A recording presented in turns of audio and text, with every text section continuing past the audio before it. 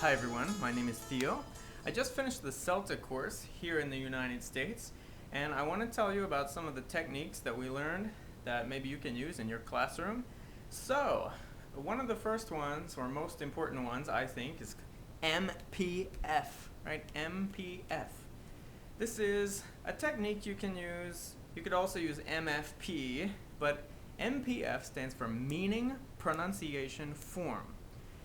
You can use it when you teach grammar or vocabulary. First you give a meaning, then you practice the pronunciation of the target language, and then you talk about the form, like the part of speech or the syllable stress, things like that. So let's talk about an example. Maybe I'm teaching vocabulary and I want to teach the word match. You know, like you light a match. Now, there are many different ways to do this, but using MPF, I want to start by using meaning. First, I have to give a context. I have to give meaning to the word. You can't just pull the word match out of thin air and teach it. You have to give a story, or hold up a match, realia, or something. So I'm going to tell a story to give meaning to this word first.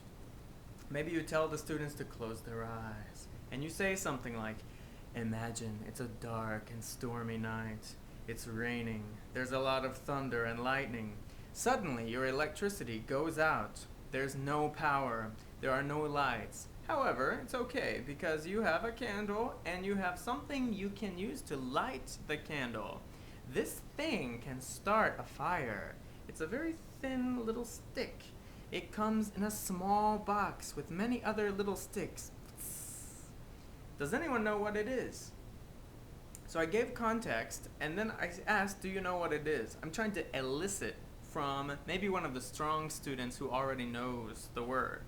So you try to elicit it. If no one knows the word, then you just tell them. Okay, this word is match. Everyone listen. Match. Match. And then you have them repeat, right? You do drilling. You say, everyone, match. Match. Match. Match. They repeat. And then you could give pronunciation in the context of a sentence. You can use a match to light a candle. Everyone? You can use a match to light a candle. So they say it within the context of a full sentence. So we did meaning. Then we did pronunciation. And then we can talk about form. Right? Now you can actually write the letter. So they get meaning and they hear it first. And now you can actually write it. On the board you can write, match. And you can ask them, what part of speech is this? Try to elicit that. Of course, it's a noun. And you could ask, where is the stress? Which syllable has the stress? Now this word just has one syllable, so, match. That's all. And then you can talk about any problem sounds. You can ask the students, what does this sound like? And they'll say, ah, right? You can use little phonemic transcription symbols to clarify the pronunciation. Some students don't know these. In CELTA, they do talk about them a lot, and it's a very common, thing in ESL. But some students will know them. Like this is ah, right? Match. If you want to write out the full word, I think it is match, right? Or this, I don't know if I made that correctly, but match, right? At, sh. The CH is kind of like tsh. Anyway, match. And that's it. So if you're teaching grammar or vocabulary, you can use the MPF sequence. Give a meaning, drill pronunciation, and then look at the form. And you might ask, why use that sequence? Well, I don't know. My ideas are that, and what they told us is, it's largely because of English spelling. If students see a word written before they say it, it's likely to distort their pronunciation. English spelling is often so different from the way it's pronounced that if they see it first, they will try to pronounce it that way. And that's it. And also, you could kind of make the argument that the MPF sequence kind of mimics how we naturally learn language, like as children. First you hear a word and you say it, right? You hear it, maybe you hear your parents use it, and then you say it, and then later at more advanced levels you read it, and then you write it. Okay, so that's it, MPF. Okay, let's discuss another CELTA technique, and it's called, well, it's not just a CELTA technique. I mean, any of these are used by different people and things. But this is called a CCQ. CCQ. That means concept, check, question. So, generally speaking, it's actually not a good idea to ask students, like, okay, so does everyone understand? You shouldn't ask if everyone understands, because the students will always say yes. You know, they will always nod. They don't want to single themselves out and, you know, embarrass themselves or whatever. So they're always going to say they understand. So you need visible evidence that they understand. You cannot just take their word for it, and they wouldn't tell you anyway. So you need evidence. You get evidence through a CCQ, concept, check, question. And a concept check question is like a short question that gets a short answer, and it provides you with observable evidence that they really get it, you know. Usually a concept check question is like a yes-no question, and you can ask maybe like 3 of them, and that will give you a good sense that they really understand. For example, in the last video I taught the vocabulary word match, like you light a match. So first I teach the word match, we talk about the meaning, the pronunciation, the form, and now I need to concept check this. So I will ask some CCQs, right? I'll say, okay, so everyone, are matches big? They should say no. Can matches start a fire? They should say yes. Is it a good idea for children to play with matches? They should say no. So, and you can ask a couple more, maybe 3 is enough, but anyway, ask a series of these short questions. So are they big? So can they start a fire? So can I eat matches? You know, they would say no. You can ask whatever kind of questions you want, but that is it. Concept check questions don't always have to be done with a question. Like in a lesson on fruit, you could actually hold up pictures of fruit, and if students can identify the picture with the correct word, well, then you've kind of concept checked, right? So actually there are lots of ways to concept check, but one of the most common ways is with one of these questions, right? So CCQ, concept check question. Okay, let's talk about something else. I want to talk about the difference between systems and skills. Systems and skills. So, let's write some things down. You know, in English or with any language, you have vocabulary. Probably the most important thing. I guess you could dispute that, but vocabulary. Also grammar. Also, when we think about learning a language, we think about reading and listening, speaking, and writing. Now I'd actually like to divide these things into 2 groups, right? These 2 are called systems. Vocabulary and grammar are systems. Now there are more systems like pronunciation or discourse or things like that, but these are the main 2 systems. These are things that you need to do these things, right? You need vocabulary and grammar to do the others.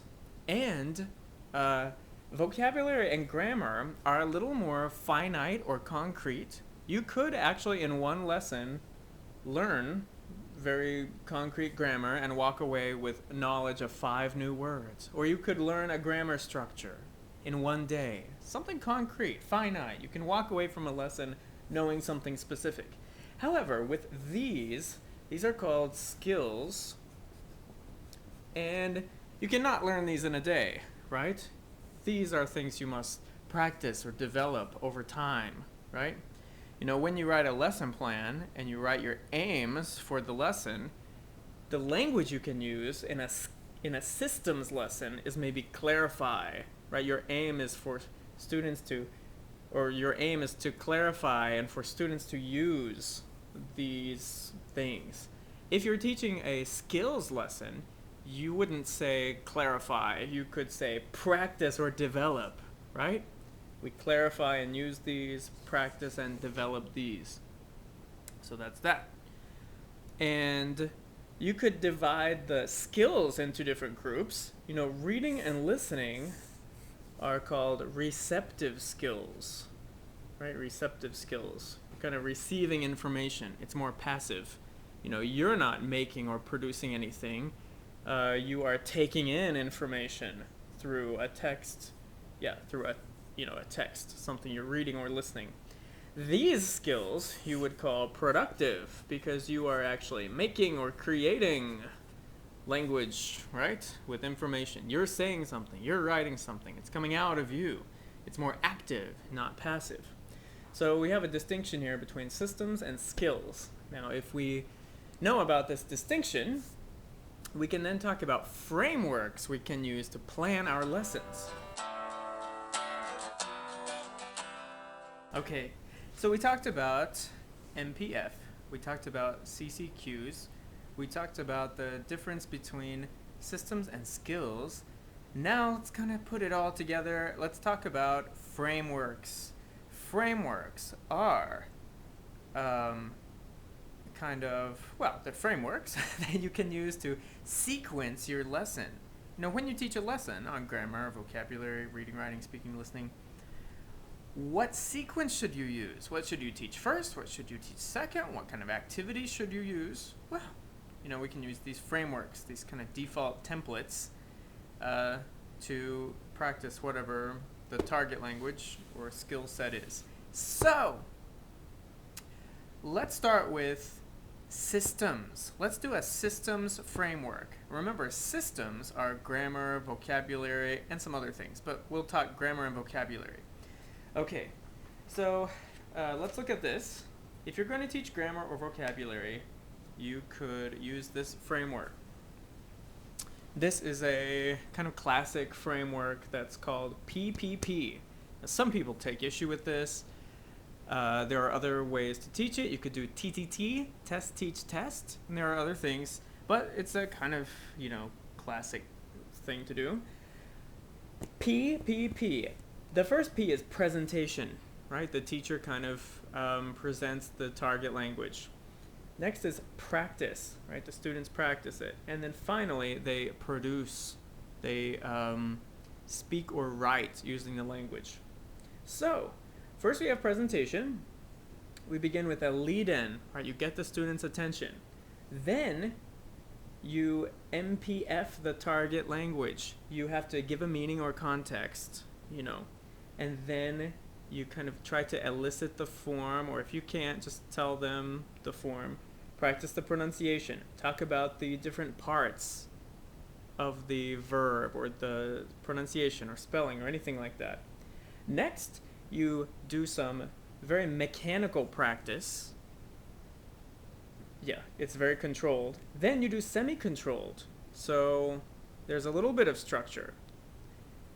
A little bit of, they have just a little bit of freedom, but generally they're pretty restricted. And then the last one is free personalized practice. They use the target language to talk about themselves and their lives and things that are meaningful for them and their writing or their speaking. So let's just go through a kind of example. The example that I want to use is must have. Must have for speculating about the past. When you make a kind of guess about what's almost certainly true in the past, you're 95% sure, you can say, well, he must have done this, or they must have gone there, or must have past participle. That's my target language. It's grammar. It's a system. Let's use a systems framework. Of course, we'll start with presentation, lead in. This is just some way to get their attention.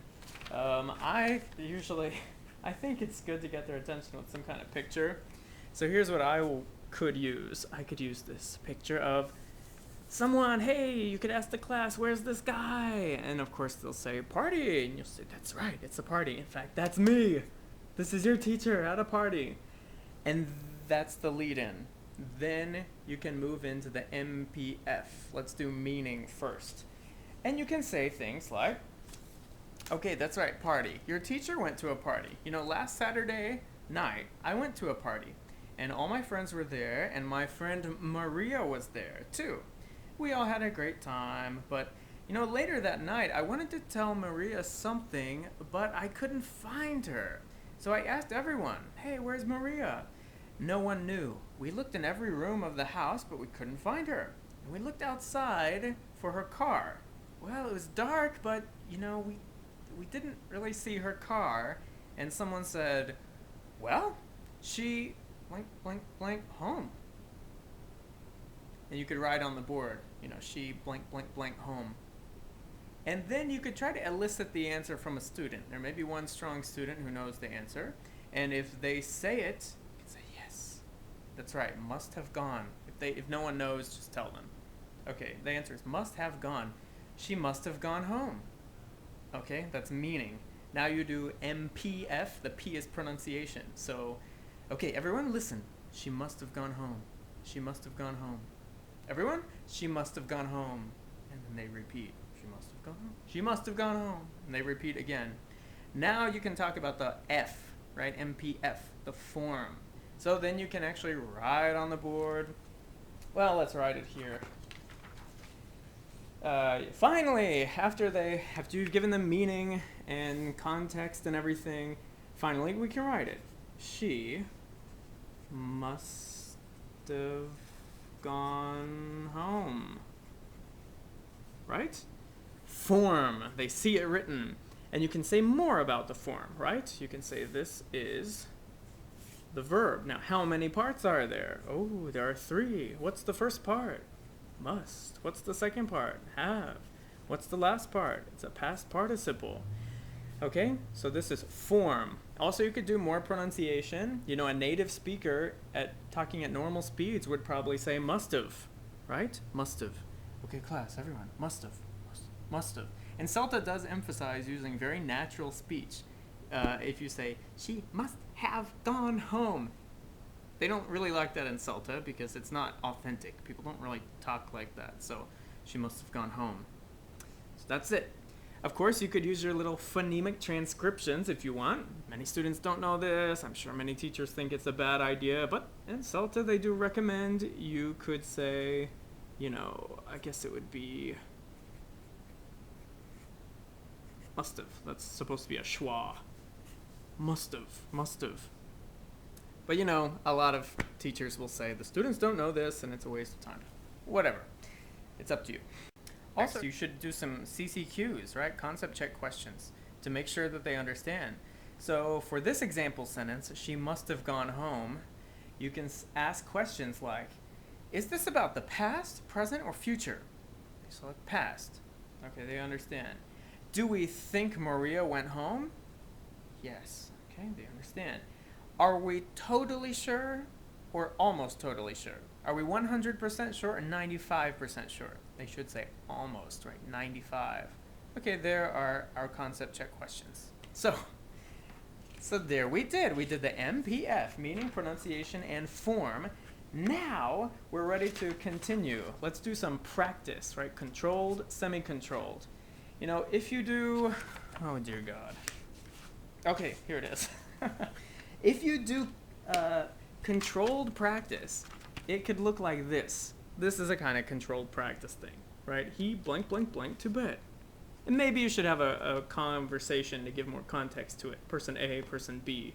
But notice how it's very mechanical. They're just kind of, maybe conjugating verbs or something. There's no freedom here. You have to say must, have, gone. It's the only possible answer. Then you go on, you do semi-controlled practice. Maybe like this. How does he speak French so well? Well, notice there are a few things they could say here. He must have taken some French classes. He must have lived in France. So there's some freedom, but it's still a little bit restricted. And then at the very end, finally you do production, right? PPP, the last one's production. Free, personalized practice with the target language. Here you could ask them to write some, think of some mysteries that about things in your own life that you don't know for sure, but you can guess what probably happened, speculating about the past. Or write a paragraph, and you must use must have past participle once or twice. Or maybe you give them discussion questions about like people in the class. Maybe, Steve came in yesterday and he looked like this, so what must have happened to him? And then they have to discuss, and they have to use the target language. Anything could be done here, but so that's just an example.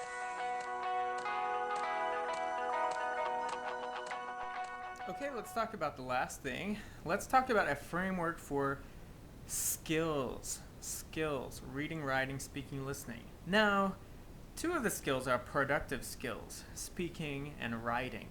Now, actually, those skills are so vast and so flexible that they could be anything. There's not really a universal framework or template or anything that I can tell you about. Because, who knows? What are they speaking about? How long? What are they writing about? Are they writing sentences, essays?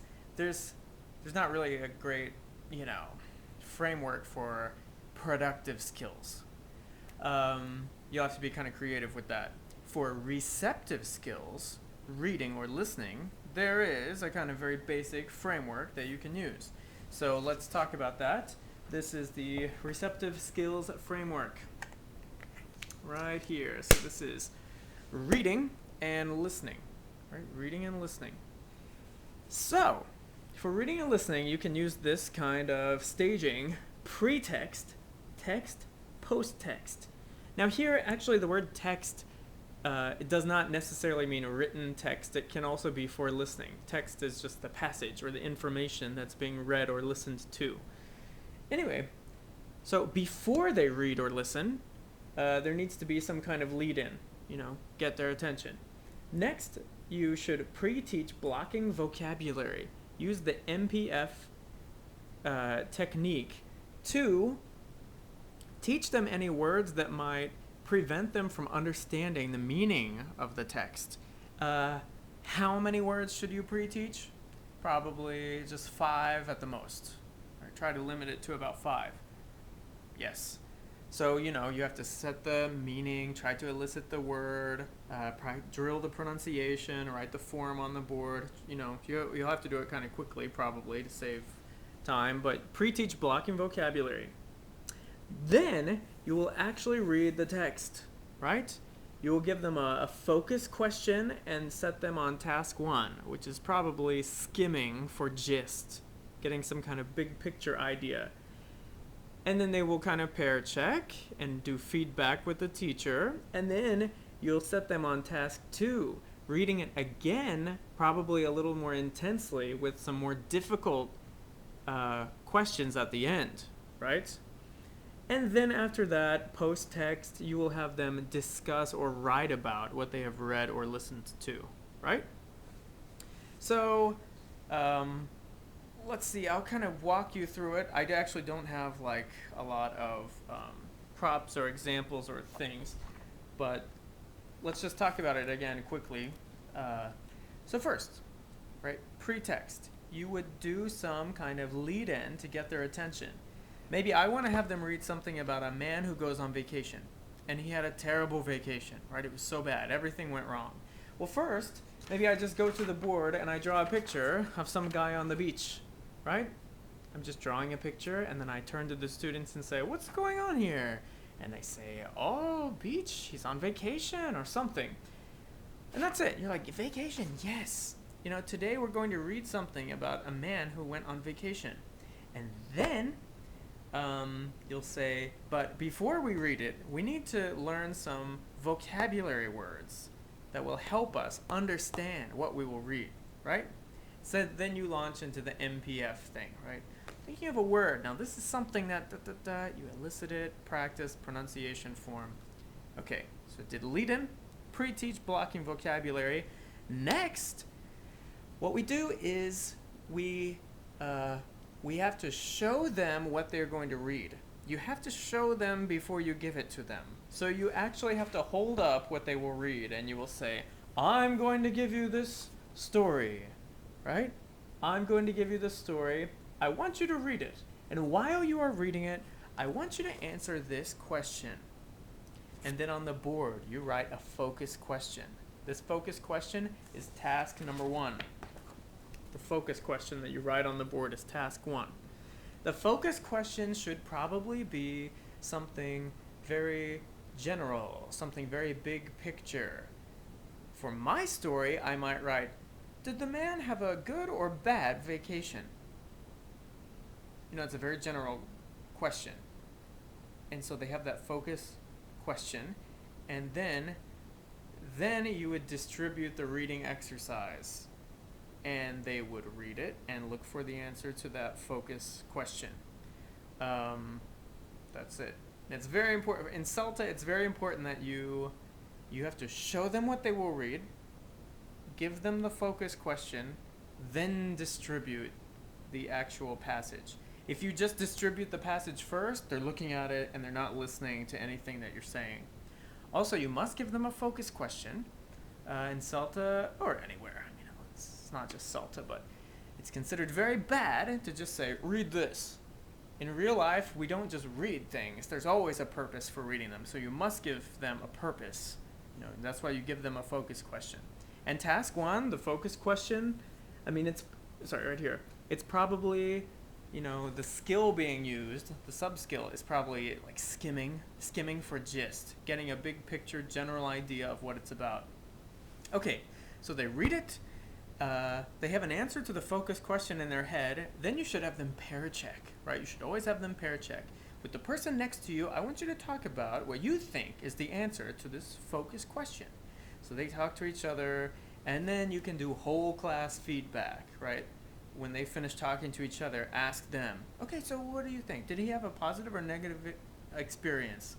And then, okay, why? And maybe they tell you all the negative words they saw in the passage. You say, okay, yes, good. He had a very bad experience. Now, let's read it again. Let's try to read it a little more closely this time, and then we will look at some more questions. So that's it. You have them read it again, and then you might distribute some more difficult questions with a different focused on a different sub-skill. Not skimming for gist, maybe scanning for detail, maybe inference, maybe something like that. That's it. You read again, distribute the questions, they try to answer them, and then of course, pair check, right? After they complete their answers, they check and compare with each other, and they kind of work things out and discover things. And then you do whole class feedback. You talk about the answers, or maybe just talk about the answers that you've heard being a problem when you're monitoring. As they work together, you can monitor to see which numbers are kind of confusing people, and just discuss those. And that's it. So that's task 2 finished. And then you would do some kind of post-text task, which is productive. So then, you might put them into groups with discussion questions like, have you ever had a bad vacation?